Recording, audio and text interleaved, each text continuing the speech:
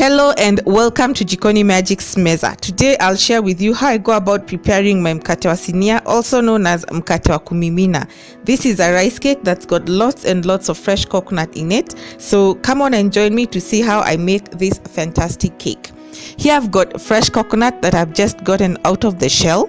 You could also use coconut cream or coconut powder, whichever you have at hand. So the next thing that I do is I add the coconut into my blender along with a cup of water. And then I go ahead and blend the coconut for about 2-3 minutes so that it can break down before adding the rice. I do it this way because I do not want to overload my blender with too much weight because it's not a very strong blender. So once my coconut has broken down into small pieces like you're seeing here, I now go to the rice and start adding it. So here's the rice that I used. It's a short grain rice, a 1/4 kilo of it, or 1.5 cups. I soaked it overnight and I've already drained the water. Reason why I prefer the short grain rice is because it's much easier on my blender and it breaks down much faster. You could use long grain rice if that's what you have, no difference in the taste. So what I do is I start by adding half of it into the blender and then blending it for about 3 minutes until it breaks down before adding the rest of the rice. And if at all you are using the coconut cream, then you'd have put in your cream along with the rice together into the blender, and then you start working on everything straight away. So this is how the rice and the coconut looked like. As you can see, the rice broke down minimally, and that to me was enough to add the remaining half of the rice.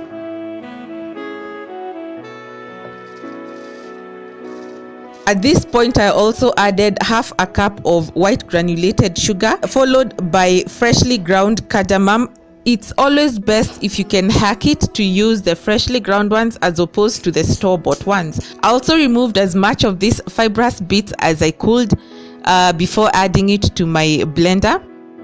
And to that, I also added half a teaspoon each of cinnamon and allspice powder. This is totally optional. You don't have to add these two spices. I also added 1 tablespoon of instant yeast, which was followed by 1/8 of a teaspoon of salt. So I covered my blender and went ahead to blend for about 10 minutes, of course pausing after every few minutes. The aim was to break down the rice until I couldn't feel any of the granules in between my fingers. It's okay to feel a few of the granules here and there, but it's not okay to feel any big particles between your fingers. On the other hand, it's okay to feel a bit of the coconut pieces when you rub the mixture in between your fingers. The only problem is the rice granules, so try as much as possible to break down your rice to the finest that it can become. So next I poured the entire mixture into a large bowl, covered it with plastic paper and left it to stand for about 1.5 hours for it to rise. This is the consistency that you want to have. You don't want it to be too heavy or too light, just in between is okay.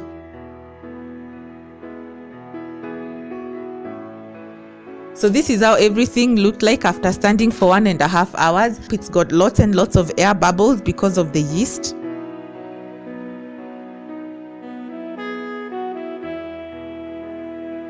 So what I did was I just stirred it and made sure that everything was well mixed together before moving on to the next step.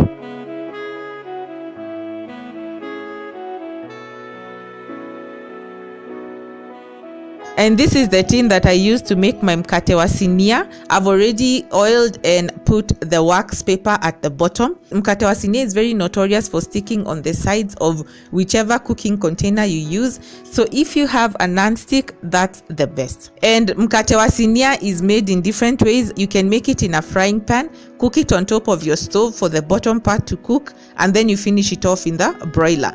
But today I wanted to share with you how I bake mine in a sufuria for those of you who do not have access to an oven. And the reason that I'm pouring while checking on what's remaining in my bowl is because I wanted to retain some bit of this mixture to make one kibibi for myself. A kibibi is a rice pancake, and I'll share this with you on another occasion. So this is the quantity that I left behind in my bowl for a very small kibibi. And now let me share with you how I prepare the sufuria oven for baking. To start off with, you need a sufuria that's deep enough to accommodate your cake tin. An old sufuria will do very well.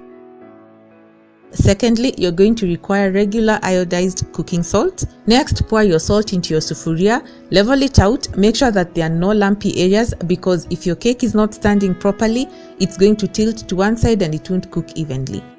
The next thing that you're going to need is a plate, a wire rack, or a sufuria lid like I'm using here. You'll also require a tight-fitting lid that's going to provide that oven-like effect. So once you've assembled your sufuria oven, place it on your cooker on very high heat for 15 minutes. After which, come and place your mkate wa sinia in there.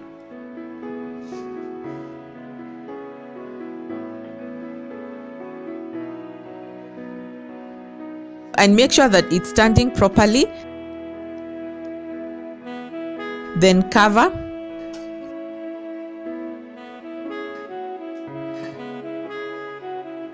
Reduce the heat to low and let it bake away for about 40 minutes. This is how everything looked like after 40 minutes. As you can see, it's completely cooked. The top browned beautifully. So the next thing was to just apply a bit of butter on the top. The butter provides an extra layer of flavor and also provides a very nice glossy sheen and finishing on the top. So after my mkate wa sinia had cooled down for about an hour or so, what I did was I covered it with a plastic paper and also placed a lid on top, and I left it overnight to cool down completely.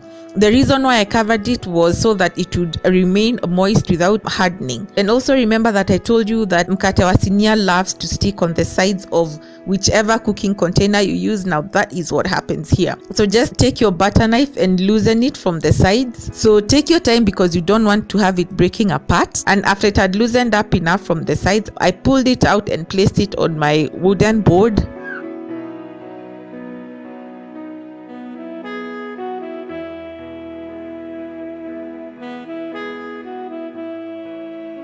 And this is how the inside of the baking tin looked like. As you can see, it had really been stuck on the inside, but at least at the bottom I saved myself the hassle by placing the wax paper.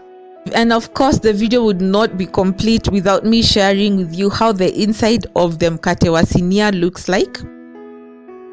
So let me go ahead and cut out a small slice of it to show you how it looked like.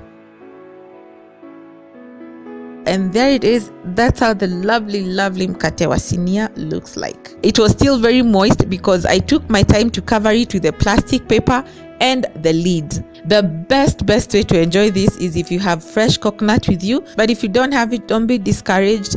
Go ahead and use coconut powder or coconut cream. They still work out fantastically for this recipe. In the meantime, please do not forget to like, share or subscribe to my channel if you're not already subscribed. Until next time, please keep it Jikoni magic. Goodbye.